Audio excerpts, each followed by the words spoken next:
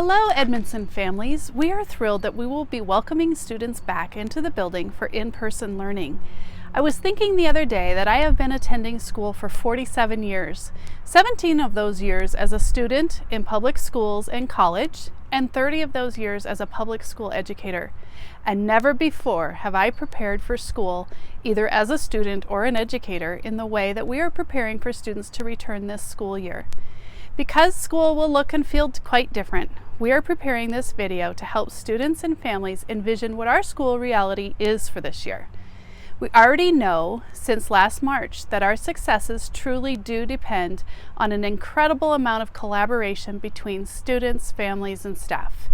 Our success of our return to in-person learning will continue to be reliant on high levels of collaboration, understanding, grace, flexibility, among all of us. So come on, let us show you how we have prepared and how we can work together to make this return successful. The first step starts with each of you at home. Each and every day we will rely on you, the families, to take the first step to keep us all safe. By signing the letter of acknowledgement prior to your school or your student returning to school, you are agreeing to do daily temperature and symptom checks on your child before sending them to school. If they have symptoms, please keep them home and notify us. Teaching your child how to properly wash their hands, practicing wearing masks for extended periods of time, and practice 6-foot social and physical distancing will help your child understand the expectations we will have for them at school. For the safety and health and wellness of all of our students and adults in the school, we will have strict expectations and implement accountability measures for students and adults on our campus. If a student is not complying with the COVID restrictions and expectations, I will follow the district discipline matrix. So please feel free to contact me if you'd like more information about that. Student drop-off will look different this year. Per the health department, we have to limit the amount of congregating on our campus as much as possible. Therefore, we are encouraging all parents of 1st through 5th graders to use the hug and go lane to drop off your student in the morning.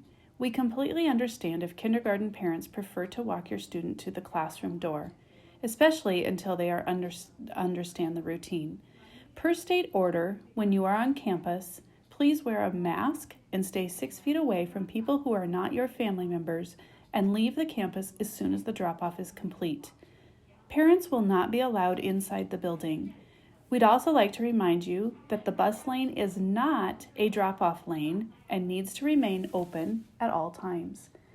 In a normal year, we allow students to go to the playground before the bell rings. To keep students in cohorts and to eliminate the risk of students not distancing, we will have students go directly to their classroom as soon as they arrive on campus. Students should not arrive before 7:45 a.m. Monday, Tuesday, Thursday, and Friday, and not before 8:45 on Wednesdays. We will not have supervision or be ready for student arrival before these times. We will have 6 staff members on duty around the perimeter of the building to help direct students and to keep students from gathering in areas. Students will get out of the car and head straight to their classroom door. Mrs. Hart's class and 5th graders will go around the back of the building where Mrs. Neal and Mrs. Malik will be on duty. All of the other classrooms will go to their classroom around the front of the building. We will have several staff members on duty as well. Students arriving after 8 o'clock will be marked tardy. Classroom doors will close shortly after 8 a.m. Students arriving after 8 a.m. will have to go to the front door to be checked in by the adult dropping them off. The adult will need to ring the bell, remove their mask, and show an ID. Office staff will communicate through the intercom and let the student in through the front door. As a reminder, parents and visitors will not be allowed into the building. If you need to pick up your child early for an appointment or other reason, please ring the bell and be ready to remove your mask and show your ID. Office staff will call your student to the office and unite them with you through the front door.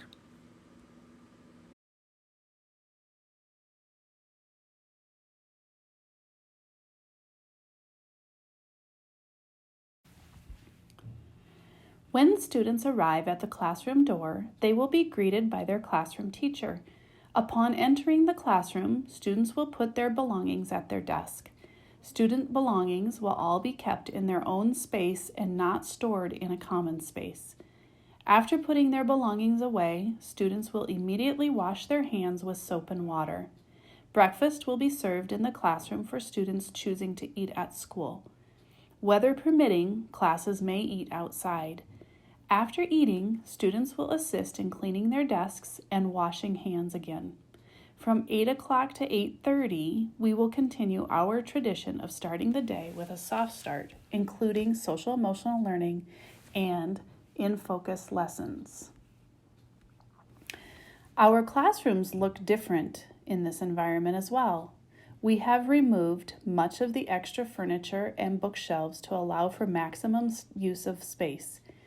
Desks are all arranged to be 4 to 6 feet apart and all face the front of the room. For now, we will not have flexible seating in our classrooms. All students will have their own supplies and there will not be sharing of any classroom materials. Books, etc. will be cleaned and quarantined for 4 days before another student uses them. Students will be expected to stay seated and allowed to get up with permission from the teacher. We are being thoughtful about traffic flow and will keep students distanced 6 feet as we move from one place to another. Each class will be treated as a cohort and will not mix with other cohorts of students at all during the day. Students will have a seating chart and have to sit in the same seat each day.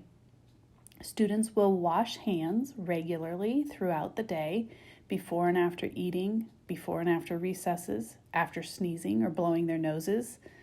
Students can use hand sanitizer under the supervision of an adult. Students will be expected to be in compliance with all of the new COVID expectations. Kindergarten, first grade, and fourth grade will eat lunch in the cafeteria. Students will have assigned seating and sit 6 feet apart, which will only be 3 students per table. They will be allowed to remove masks only to eat, and then masks will be worn again. Second, third, and fifth grade will eat in their classrooms. They too will be 6 feet apart and follow the same mask protocols. All students will wash hands before and after lunch. Some classes will have recess before lunch, and some will have recess after lunch. Students will be required to wear masks when in the building. At recess, lunch, and outdoor learning times, they will be able to remove their masks. Teachers also will use discretion to take students outside for mask breaks when needed. So the good news is that our students are going to be able to go outside for recess and sometimes even learning or even eating outside. So at recess, each of our students or classes will be considered one cohort. Each cohort will be able to play with their own cohort, but we will not be able to have cohorts mix. So we have our playground divided into 7 different sections, and we're going to show you what those sections are right now. So the first section is the actual playground equipment and this area that looks like it's gravel.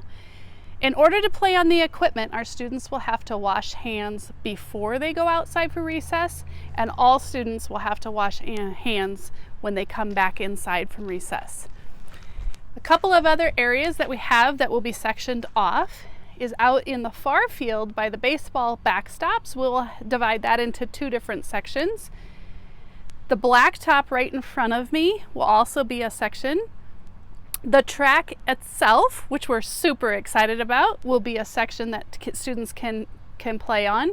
And then the field will be divided into 2 separate sections.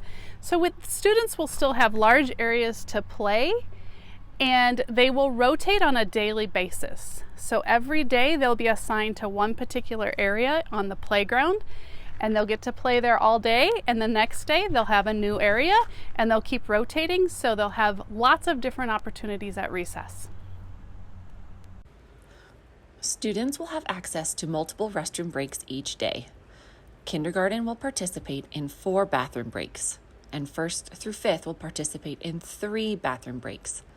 Bathroom breaks will be staggered so cohorts are not mixing and students will not be allowed to congregate in the bathroom. If a student needs to use the bathroom outside of their designated time, they will need to check the bathroom for other students before entering. If the bathroom is already occupied, students may wait outside for the bathroom to be free. Specials classes, art, music, PE, STEM lab, and library will be different this year as well. To limit staff to working with a maximum of 4 cohorts each week, we will have 3 full-time specials teachers in the building each quarter. For the rest of the first and all of the second quarter, students will have music, STEM, and library. Classes will be taught in the homeroom classroom, so students will not be moving from one room to another. Third quarter, students will have PE, STEM, and library. Fourth quarter, students will have art, STEM, and library. Mrs. Robertson, Mr. McKee, and Mrs. Blake will teach at their other schools when they are not assigned to Edmondson. Students receiving services for English language development, special education, speech, OT, gifted and talented, counseling, and interventions will be pulled in small groups to work with their specials teachers. Per the county health contact tracing guidelines, we will keep careful records of which adults are working with which students at all times. Social emotional learning is highly valued here at Edmondson. From soft starts to cozy corners to SEL lessons in our classrooms and access to our mindfulness room, we infuse it into everything we do. I will be continuing to provide students with counseling lessons on Fridays, and I will still be able to provide one-on-one counseling support. During non-COVID protocols, students and I usually social distance automatically. Students find it much easier to talk with adults if they are able to play with Legos, manipulate learning tools, or color in their own space. I also have plexiglass, which I have right here, for when students would like to sit at a table. I will continue to provide students with one-on-one counseling virtually if they're not able to attend in person. And we also have Miss Bree, who is also able to provide one-on-one check-in sessions. When students are dysregulated, I will take them for a break outside, or I will come down to the mindfulness room. Students will either be able to jump on the trampoline or access a learning tool that can easily be disinfected. We have a bunch of different learning tools. If students are continually dysregulated and struggling to comply with COVID rules, myself and Mrs. Malik will meet with the family and we will discuss the best plan for that student going forward. Thank you. Hello everyone, welcome to the new health office. We moved our staff lounge into the STEM lab. Today we're going to talk about health office procedures. For minor injuries, students will have access to Band-Aids in the classroom. If a student needs to go to the health office for an injury or other health-related symptom, teachers will call the nurse's office and me, Miss Michelle, or Miss Olson will go to the classroom to administer first aid.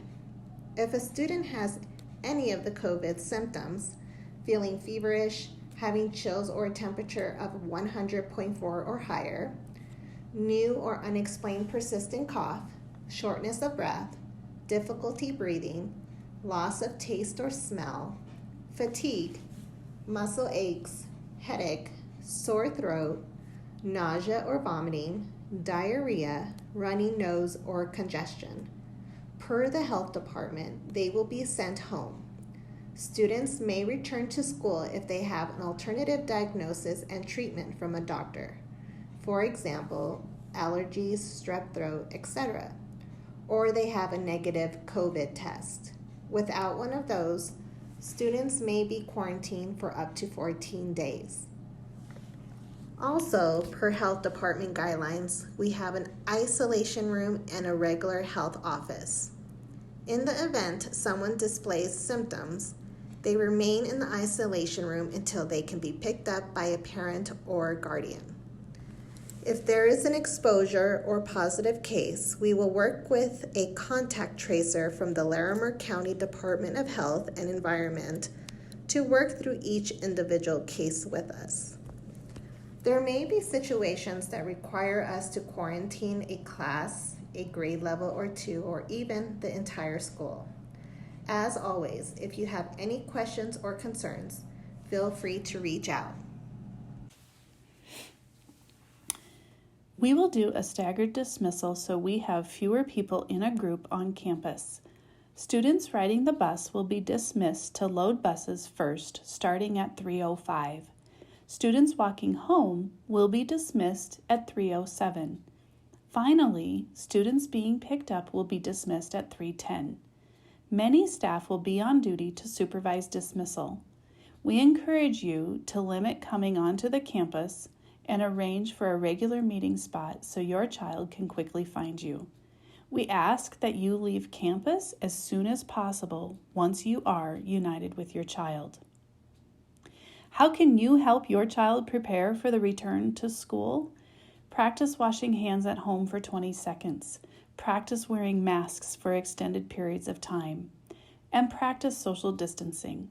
Talk to your child about what school will be like and the importance of following the expectations so everyone can be safe. We hope that this video helps you to understand what the expectations and protocols will be like when students return to school. Thank you again for being partners in education with us. We appreciate your collaboration and being a team to make this year successful. As always, please reach out to us if you have any questions.